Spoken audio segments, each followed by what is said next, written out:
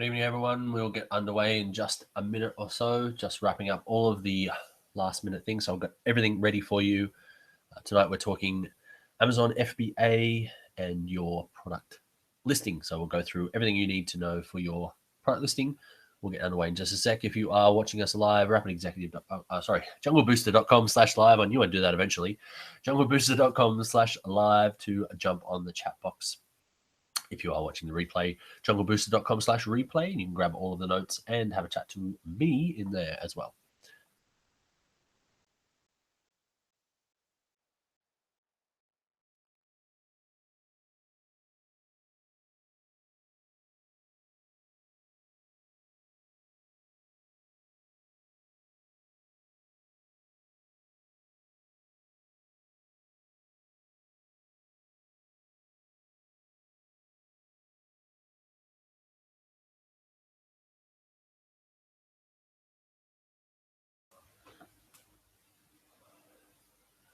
All right, it's a nice and easy one this evening, but super important. The listing that you put up on Amazon, super critical. You can have a excellent looking listing with one or two things wrong and just not see any sales.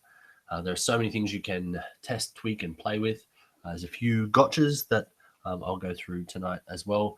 But we'll look at how we can set up our listing, which is you're putting your product up for sale on Amazon, is creating a listing. So we'll go through that this evening. This is the Jungle Booster sessions. We go through everything you need to get your product created, launched, sent over, and selling on the Amazon.com platform. My name is Nathan. I host these sessions. I've been selling on Amazon for almost a year now. Great fun. It's Q4, so I'm seeing some fantastic things happen at the moment. Finally got some of my products running at a rate of knots, so very happy with that. I share some of the behind the scenes in these sessions as well, so looking forward to meeting you all and helping you get your products listed as well. All right, so let's have a look at tonight's session. This is lesson 4 of our 7 lessons, your product listing. So the top listing do's, some titles, images, and keywords we'll talk around. So stick around to the end. We talk about the behind the scenes of the new product that I'm launching on Amazon. You can follow along with that as well. The last session was your account. So setting up your Seller Central account. Which type of account do I need to set up? Account versus brand versus sold by. So some of the confusion we talked around how that all works on Amazon. We did a bit of an intro to brand registry, and we talked about what ungating is as well. In some of our future sessions, in the 7 steps to launching your first or next product, we talked about building a launch. We will talk about, building a launch list, product packaging and logos, managing shipments to fulfillment by Amazon, and how to launch to actual sales. So you guys will also get to watch me launch my product live as well. Hitting some road bumps at the moment, which is always lots of fun. So I want to share all of that, warts and all, with you guys as well. So why fulfillment by Amazon? So a quick recap of my story. I am an entrepreneur. I will call myself an entrepreneur in small circles like this with you guys who understand what that actually means. So I suffer from what most entrepreneurs do as well, which is shiny object syndrome. This time last year, I had 5 full businesses running. I was still trying to do a couple of full-time day job type things during the week. I just did not understand the word focus. So come to the end of the year, my New Year's resolution was to pick a word, and my 2016 word of the year is focus. The focus that I decided would be pointed towards my Amazon business. So it took me a long time to pull the trigger on actually doing this, but I learned, listened to podcasts and read books. I tested a few things. I'd done some e-commerce as well. I knew my market. So everything, all of the gurus and training courses and things like that was talking about, I'd already pretty much done. I just hadn't done it within Amazon. But as I looked into how this model works, I realized that it was actually solving some of the problems that I had with my current business. So, as I said, I was already selling products, physical products, through my own e-commerce store. So that meant I had my physical products, I was getting them shipped to me, I was storing them. When I first started, storing them in my house in a spare bedroom. I was actually storing them upstairs, which is never a good idea because they need to go up the stairs and come back down the stairs when they were leaving, coming, going. So I don't recommend using upstairs as a storage room. I had to go and find customers. I had to get those customers to my website. I had to have my website working. I had to have it looking good. I had to constantly update it. When someone put an order through, finally, I had to find the products. I had to package the products up. I had to wrap things that were breakable. I had to get them in the right size boxes. I had to get them in the right size shipping containers. I had to get them in the right packets with the right postage. I had to send them out. I had to get them to the courier or to Aussie Post. I had to do the tracking. It goes on and on and on. I'm telling you not to bore you with all of this, but this is the ins and outs of running an e-commerce business. When I stumbled across fulfillment by Amazon, what I saw was I already had products that I knew were doing reasonably well. There are tools that you can actually see what's selling on Amazon, but I already had some data for some of the products that I was using. I knew what my people liked. I knew that it would do reasonably well. I knew that it had good reviews because I already had some good reviews. These suppliers were from China. So all I needed to do was tell the supplier, instead of sending this product to me here in Australia, I want you to send it to Amazon in the US. Now, Amazon would store it.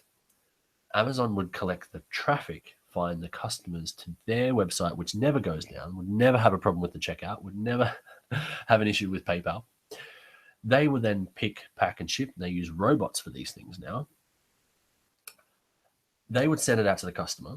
They would send them the tracking information. And if the customer had some issues, they would contact Amazon first, and Amazon would try and sort it out for them. Now, everything from here onwards is Amazon. Everything from here onwards is a pain in my butt for my own store these days. So if they were going to take all of that away, now the fees, there are fees, but for the amount of fees they pay and the amount of pain that causes, this definitely woke me up to what you really should be doing when you're talking physical products. Hence my focus on Amazon. So why should you look at Amazon? What's their big pull? We were always told, especially in marketing circles, to go where the fish are, go where your customers are. Instead of going and trying to find your customers and corral them somewhere, just go to where they already are. Now, on Amazon, they have 300 million plus credit card on file. I know I'm one, my wife's one, even my in-laws, who are very technically not inclined, have their credit card stored on Amazon.com, which is crazy to think that they are buying something from a US store in the first place. And that means they have traffic. They have people ready to buy stuff straight away. So you don't have to go and find that traffic. They've already got the traffic. People on Amazon are searching. One of Amazon's goals, if you haven't read the book, The Everything Store, which is kind of a biography of Jeff Bezos and the culture around Amazon, how he built that company up and what really what it's standing for. It's a really good insight into how Amazon was put together and where they're shooting for. They want to be the number one place people land when they talk products. So the number one place people land on the internet is Google. But if you want to buy something, where would you go to have a look? Would you go to Google? Probably, because we're in Australia. But in the US, it's fast becoming Amazon. Amazon is becoming the place where people go to find out about products. And why is that? It's all comes down to reviews. So Amazon is a trusted platform of user-generated reviews of people just like you who have bought products that you might be looking for with the same sort of pains and problems that you have. and they put those reviews up and say, hey, I liked this, but I didn't like the mouth, or I didn't like the color, I didn't like the shape, or it scratched really easily, that sort of thing. So it's the best way to go and get social proof on products before you buy. So you can try before you buy without actually trying. So another thing I will talk about there is Amazon's fulfillment by Amazon and their customer service. So there's two other reasons why Amazon is a great place to buy things for the consumer. It's in the US, they have a Prime service. So I think you pay $99 a year or something, and you can get free 2-day shipping anywhere in the US, which is unheard of in the e-commerce world. And if you have a problem with your product, you can just send it back to Amazon, and they have deposit places that actually have them here in Australia as well. If you have a problem with a product that you've bought from the US on Amazon.com, my local chemist is one of these refund depots. You just drop the box back on the bench at the chemist. They'll scan it with their special scanner, and the money is back in your account. It's crazy. They'll deal with the return. They'll do everything else. You just take the box back to the chemist. How easy is that? That's the kind of customer service that small e-commerce just cannot compete with. So definitely opened my eyes to the way the world was moving when it comes to e-commerce. So the future, Amazon is coming down under. So I've linked up one of the recent articles that Amazon is coming to Australia. So they bought a fulfillment by Amazon warehouse in a warehouse spot, I should say. They haven't built it yet. And the recent news says that they will be up and running in Sydney in September 2017. So it's not very long to go now. So what's that, 10 months? 10 months is not a long time when it comes to getting products, sorting the products, getting them shipped in, all that sort of stuff, testing your market, testing your products, getting samples, logos, all that sort of stuff. So it's a good time to start now. I was just listening to a podcast of a 8-figure seller on Amazon. He does a lot of his traffic around, he does costumes and stuff. So he was obviously looking at October and Halloween and things like that. There's a lot of his business, and he does nearly all of his ordering for all of his products in January and February before the Chinese New Year hits. He wants to have everything done. And then the rest of it is logistics on getting stuff ready for the big sales in September, October. So if Amazon are launching in September next year, now is the time to get your skill set up and running and start looking for your products. The other end of this game is Amazon businesses. So businesses that are built around selling their products on Amazon, primarily on Amazon, or small e-commerce players as well that have a majority of their sales on Amazon. Those are being looked at by the market as cash cows. So great cash flow engines to bolt onto other businesses. A great way of collecting a growing business with excellent customer service and things like that built into it. So there is another article there of the market snapping up these Amazon businesses as well. So if you become one of the first sort of crew that get into the amazon.com.au, you might find yourself with a phone call and an offer of a healthy check not long after you start as well. I'm not saying that will happen, but it might, and certainly an exit strategy that I'm looking forward to as well. All right, so for those of you who are new here, this is the launch on Amazon 7-day startup style. So if you are familiar with the other meetups that I run a rapid startup meetup where we go through the framework of starting your business in 7 days or less using Dan Norris's fantastic 7-day startup book. Day 1, ideation. Day 2, minimum viable product. Day 3, naming your thing. Day 4, building your website. Day 5, doing some marketing. Day 6, getting your metrics right. And day 7, launching to your customers. So I've taken that and I've aligned how you would do the same sort of 7 steps to get your product up and selling on Amazon. So I've done this a few times. I've done this around a few times. I've tested this process and it certainly works. Now, I'm not saying you're going to get a product up and launched and selling in 7 days. My third product sat in my office for 4 months before I did anything with it. It was supposed to be my first product. And I finally got that in. I actually sent the product after 4 months sitting around, kicking it around my office. I sent it in, and within 9 days of me sending it, I had my first sale. So it is possible to start fast, but I don't think you could get the whole thing done in 7 days, but I will say it's 7 steps. So the first of these steps is product research, finding the product to sell. And we definitely look at finding a product that is selling already, because it's a lot easier to sell a product that's selling already than finding a new market, especially when the market already exists on Amazon. Step 2 is finding a supplier and getting some samples. Step 3 is creating your Seller Central account and things like your logo. Step 4 is creating a listing, which is tonight's session. So we'll jump into that a little bit later on. Step 5 is keyword research and review lists. So keyword research is absolutely key. This is old school SEO. On Amazon, everything is about a keyword. It's all about getting your search terms into your products, so your products turn up when people do search for them and that they are the right ones. Step 6 is sales and margin. So we go through a little bit of the numbers on that.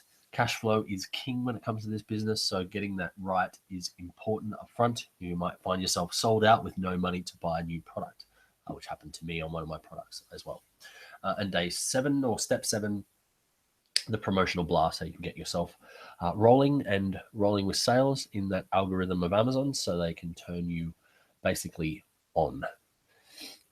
And the rest should be history. So it all starts with a keyword. So people buy stuff. People buy lots of stuff. One of my favorite keywords to do research, I like stainless steel. I don't like plastic. That's just a personal thing.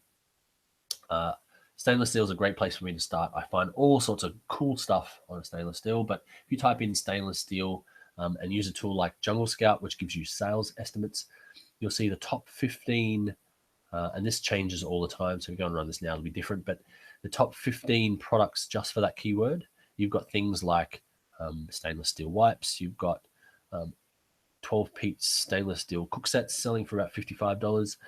You've even got these cartoon hand ring things. They look like some kind of friendship ring or something. That kind of thing. So totally random stuff sitting under this keyword of stainless steel. I'm not sure if I'd like to rank for that. I'm not sure how well those sort of things would have sold under that word. But to give you an indication of the types of throughput some of these have, so each of these is its own product. These are one product sitting on a line. They might have 50 of them or 100 of them sitting in the warehouse, but these, you can only buy this one. If it came in blue, that would be a separate listing again. So to give you an indication, the top 15 products that are selling on the first page of the keyword stainless steel have an estimated revenue of almost $1 million. That's $672,000 US a month. That's only 15. There's millions of products. So you can imagine the depth of the market here. So Amazon is amazing. So this is what a product looks like. As I said, each of these SKUs, they're called, or stock keeping unit, is its own listing. So this one actually is a variation, so it has different colors, but if it came in a different size, then it would be its own listing. So it would be a different ASIN number. So that's the unique identifier that Amazon gives it. But this is what a product looks like. And this is the type of thing that you would create and the type of thing we'll look at creating this evening. So this is a listing or a stock keeping unit, SKU. So let's break it down and have a look at what actually goes into a listing. So number one, the main ranker for your product, and probably one of the biggest buyer impacts after the image, is the title. So this title, Swig Savvy's stainless steel vacuum insulated water bottle, double wall design, standard mouth, 3 interchangeable caps, including water bottle pouch. Pretty mouthful, but the reason that has so many different things is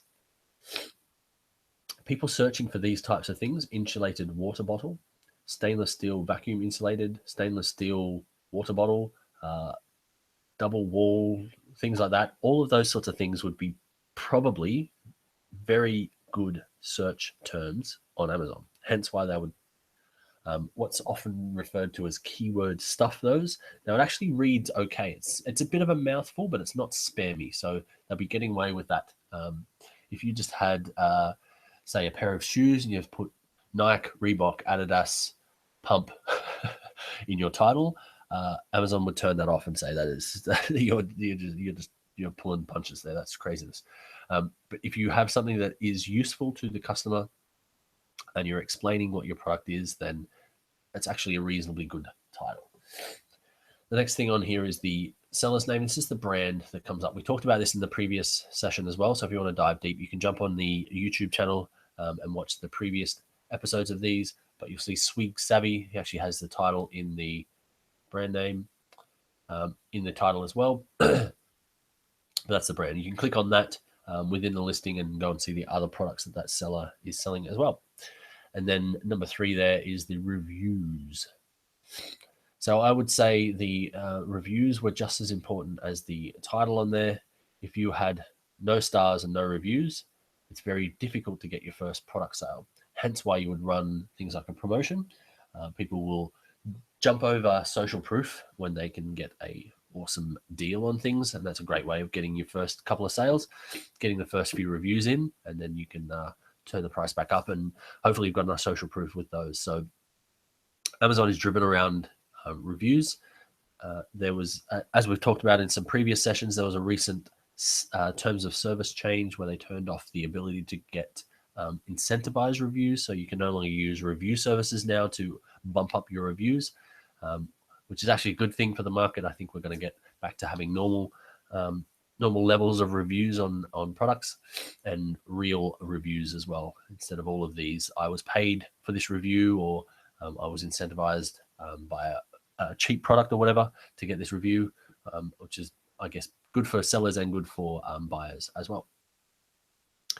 When you're doing your product research, this is a key term down here. Once you've got your product listing up as well, this is a key that Amazon will give you. If you have any issues with your product, any issues with your listing, this ASIN number is absolutely critical. You'll be asked for it a lot. Keep a little track of that.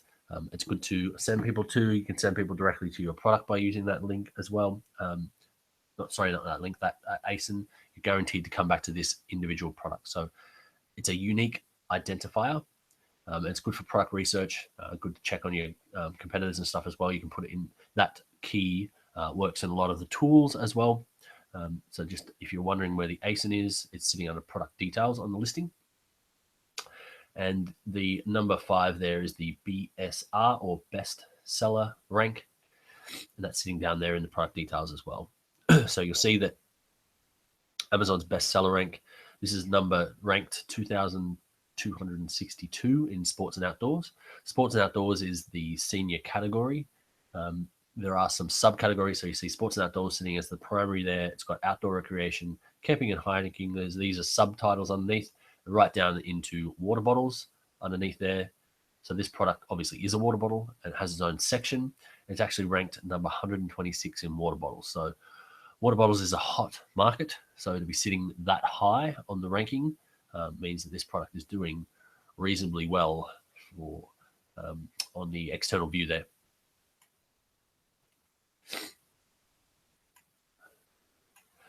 All right, so let's have a quick look at the listing.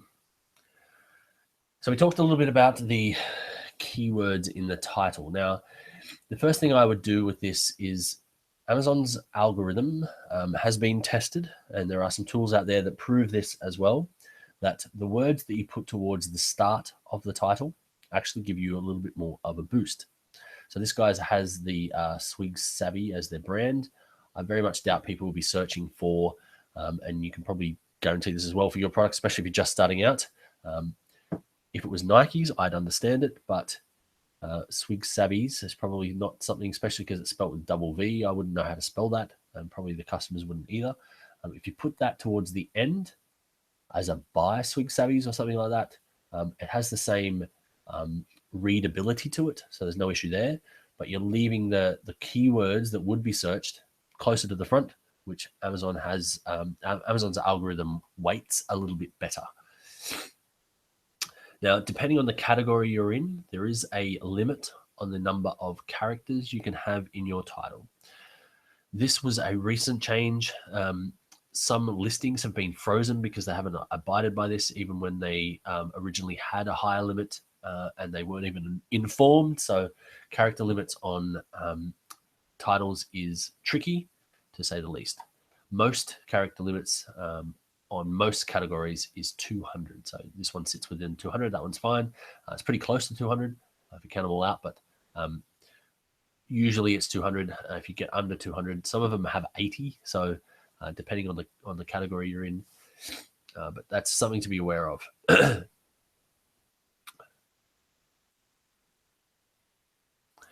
So it's important. You don't necessarily, unless it makes for readability, you don't need to repeat keywords. Having 2 waters in here actually makes this readable. It's not necessary to have them in there, and adding extras doesn't actually increase the keyword count for Amazon. So that they don't care that if you put water 15 times on here, you wouldn't rank any higher than someone that had it once.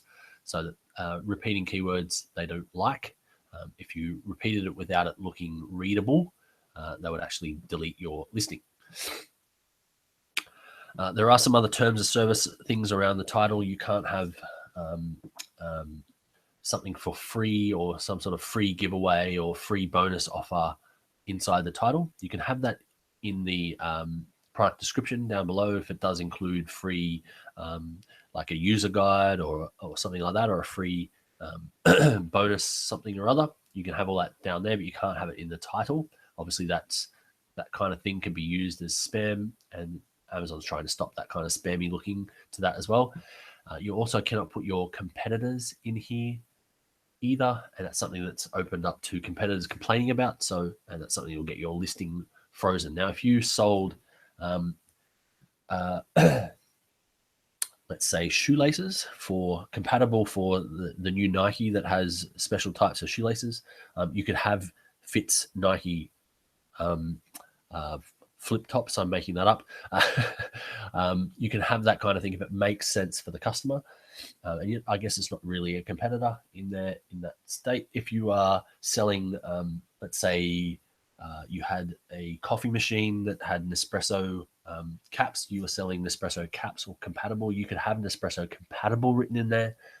Nespresso might try and hammer you for that, but I don't think there's anything unreasonable about that on having some kind of compatibility if that was the case. But stuffing your competitors' keywords in there to try and rank against them is against the terms of service, so you can't do that either.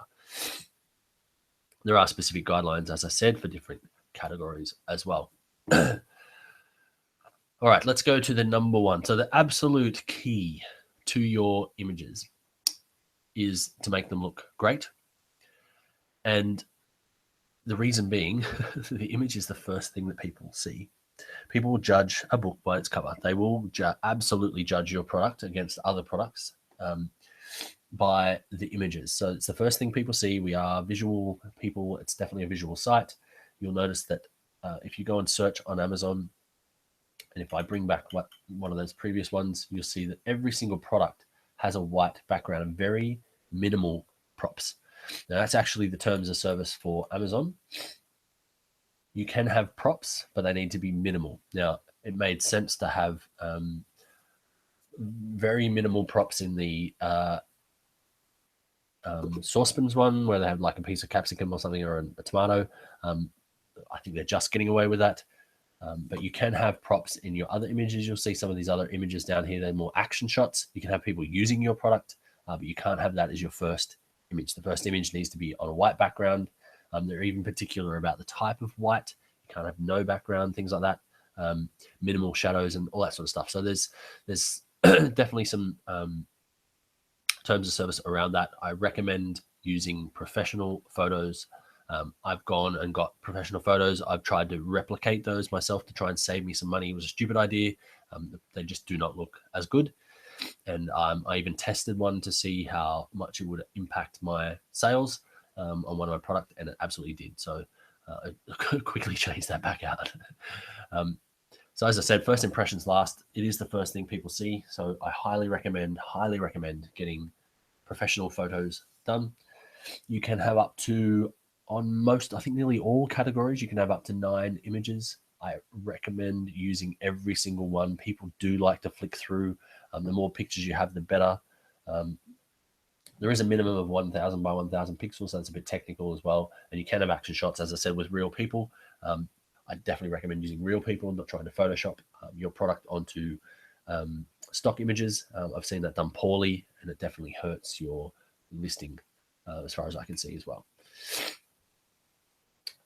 All right, underneath your title and price, you have the bullet points.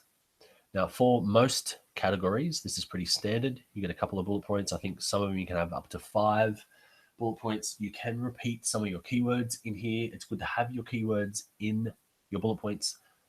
They do absolutely count. They're not anywhere near as important as having them in your title, but they definitely benefit from having them here and here. You can use very, very light HTML. It is actually against terms of service to use HTML, but I have had this viewed by some professionals in there as well. You can use the B to break, B to bold, and BR/ to break. These are HTML codes you can put in here. If in doubt, don't use it. But it is actually against terms of service to use HTML on your page. You can get your listing blocked. We had one of our listings blocked, one of our first ones, which was a bit of a pain in the butt. Because we were using, I think I copied over something and it had a underline. I didn't mean to have it there. It just had it there and actually blocked our listing. So we couldn't actually edit it anymore. We had to delete the listing and start again.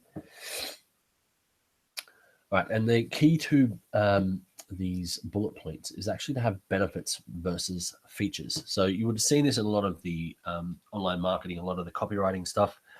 Benefits sell, features don't. People don't care about features. It's thin, it's got the most high tensile, blah, blah, blah, blah, blah. You can like, I'm losing you, right? You don't care about this sort of stuff. If I said it was the smoothest feel in my hand, it made me feel great. If it was super light, I didn't even notice it was in my handbag, all that sort of stuff. So these are the benefits versus the features. So benefits sell, features don't. Right, another recent change for Amazon, you've got this ability to actually put keywords in the back end as well. So this is where you can do a bit of ninja tips, tricks on your actual words in the back end. So you can actually have some keyword stuffing, I guess, some sort of SEO tweaking you can do without actually impacting your readability of the front part of your listing. So Amazon provides this ability. They basically let you go crazy in the back end, and effectively it helps you. I actually think I'll go on record and say I actually think this helps Amazon make more money out of you for advertising. But having said that, they do allow some more keywords in the back end. They recently increased this to improve, I think, again, their own algorithm. So from 50 to 1,000 in the back end. So that's a lot of keywords. I actually think it's keywords, not characters as well. So it's separated by a space. So not all of those would be indexed, unfortunately. So I think it's 5,000 characters or something. I think only 1,000 to 2,000 actually gets indexed. So there are some tools out there you can check. You can check your listing to see, you can put all of your keywords in and see which ones Amazon's actually recognizing. So you might have every single character taken up in here. And it's so 1,000 characters each line, there's 5 lines. So that's where you get 5,000.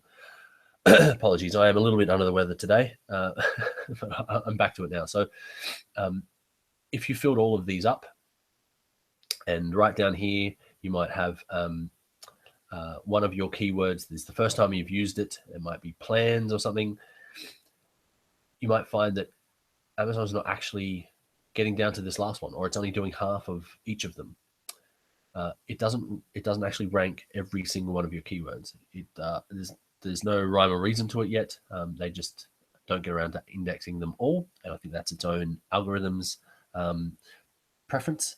Some of the black hat stuff that happens in the back of Amazon itself. So if one of your key keywords in that back end isn't being indexed, then you'll find it harder to rank for that keyword. So there are some tools out there where you can check that. You can go in and copy all your keywords in and see which ones are actually being ranked for your listing. And if some of your keywords aren't being listed, then you can go and pull out some of the ones that you might not think are that great. All right, that's pretty much it for this session. So there is a lot to go into your listing, and there are many things you can test, many things you can tweak. But those are the key items that I've found that work for your products to sell more. So is there more to this FBA thing? Absolutely. So inventory management, pay-per-click, hijackers, pricing management, keyword optimization, all that sort of stuff. There is an ongoing work that needs upkeep for this business model, but it's certainly a business model that I find a lot easier than running an e-commerce store. So what's my product? So going through each of these each week, I have landed upon, if my computer will respond, there we go, my idea, my product research.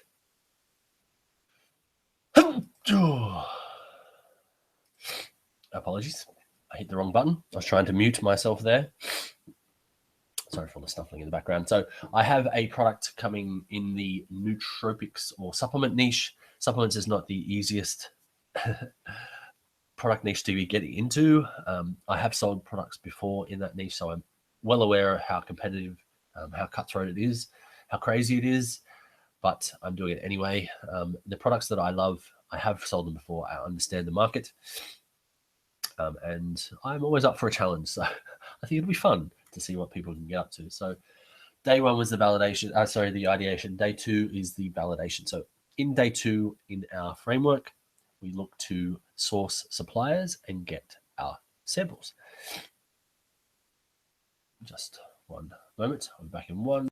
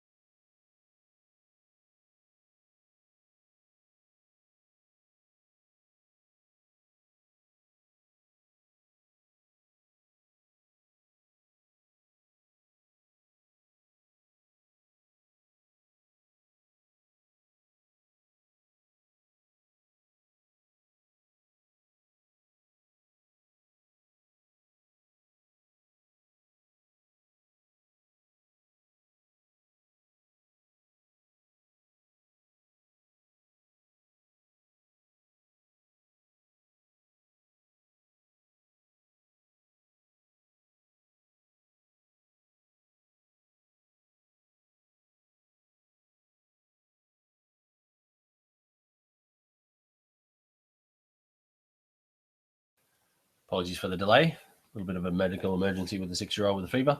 We're back. All right, so we were going through the recap on where I am with my current product. So getting samples from your suppliers can be as simple as jumping on the Alibaba app And here's a bit of a back and forth with me and one of my new suppliers on the Alibaba app, where we're organizing some samples. So a couple of things to remember with samples is, yes, you need to pay for them. Lots of companies offer free samples. They'll turn around when you're about to make that purchase and tell you how expensive the shipping is. So be prepared to pay for your samples. It's important. The most important thing is that you check the quality. So don't look at this as a, how do I get the cheapest product that actually does what it should. Open up the product and look at it like, would I be happy paying a premium price for this product? Does it look good? Does it feel good? Does it open well? Is the packaging good? All that sort of stuff. You want to check everything, test every single component. And one other little tip that I like to tell people as well, I came across this problem several times. I could never get the the right thing until I worked out exactly what to say. So the exact words on how to get things shipped to you, especially fast, when you want to test your samples out, is to use express air door to door. So these, a lot of these guys, especially the ones where you're talking direct to the factory, they'll use logistics terms you may not have heard of before, all sorts of acronyms that might confuse the crap out of you. If you just tell them you want express air door to door, you won't have to worry about anything. A DHL guy will turn up to your house with a box, which is a lot easier than having to deal with shipping companies and things like that. All right, so my product, I need to get ungated. We talked about this a little bit in the previous session. So supplements and food and grocery, jewelry, unique items like historical items, like comic books and things like that. There's a whole bunch of categories on Amazon where they are gated. They don't just let anyone sell anything in, and probably for very good reason. I don't necessarily want to buy food products from Amazon from some dodgy dealer down the road. So they have some documentation requirements and some business requirements. So here's an example of some of the invoicey type things that I've had to send in to get ungated, and you'll see that it's been rejected thrice. That actually says trice. I know there's an H missing out of there, but yes, 3 times I have sent in my ungating, only to be declined each time. So I'm now seeking expert assistance on that. I have someone looking into that for me at the moment, trying to get my product ungated. So that's held me up a little bit. So if we're talking about creating the listing, I actually need to be ungated because I can't create my listing against the category without actually getting ungated. So more details coming on that. So I need to get my day 3 sorted before I can get my day 4 up and running for you guys. But I do promise to let you guys follow along with how I'm going. These are the types of trials and tribulations you can go through to get your product up on Amazon. So I'm hoping that sharing all of the warts and all will help you guys with these problems as well. So some of my biggest wins so far is learning. I absolutely love learning about this sort of stuff. There's so much information out there, and building a team as well. So I can't do all this myself. I have a few people helping me on this, which has been fantastic. My number 1 goal is to scale up to a 6-figure business with this. If you break down the numbers, 1 product, 10 sales a day, 10 profit per sale. If you have 10 products, then that's $1,000 a day, 6-figure business. So that's my 1 metric that matters. So a quick recap of tonight's session. We talked pictures are key. Title and keywords are the number 1 when it comes to ranking. You can match the front and the back end, but don't go crazy in the back end. And we can easily see the data by using tools like Jungle Scout to check our numbers and our competitors. So next week, we'll be talking about creating a launch list. So we're getting ready for sales early on. So making sure we've got the people on our mailing list, people that we can send out when we actually go to launch, people are ready to purchase the product. So off Amazon, traffic sources, promotion, free and paid, all that sort of stuff as well. So you can subscribe to all of these videos on YouTube. You can get started with research today with a product like Jungle Scout. That's my link. If you want to go through there, I think there's a 10% off discount on there. And you can get accountability and help from me as well. So I can help you with your Amazon business or product research. You can jump on junglebooster.com/coaching to grab 15 minutes free with me. Right, all of the notes from tonight's session and all of the sessions are at junglebooster.com/live. No email required for that. Just hit the big blue button and you're going to be PDF with all of these links. If you have any questions at all, we are over at junglebooster.com/live as well.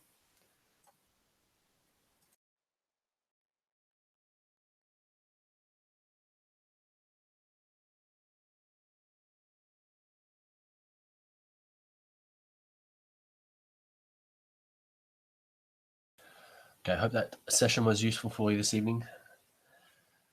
Can't wait for next week. Hopefully I am ungated by this time we chat next week. It has been a long process, so I'm super keen to get my product up and listed on Amazon before the end of the year. It's not looking possible at this stage if I can't get ungated in the next 2 weeks. So hopefully by this time next week, I have some good news for you. Let me know how you're going with your products as well. Jump over onto the chat. I'll leave the chat box open for a little while longer. You can come say hi in there. We'll be around for a little while longer. All right, guys, I'll jump off the broadcast this evening. If you are watching the replay, jungleboost.com/replay to grab all the notes as well, and you can chat to me in there. All right, guys, have a great week, and I'll see you same time next week.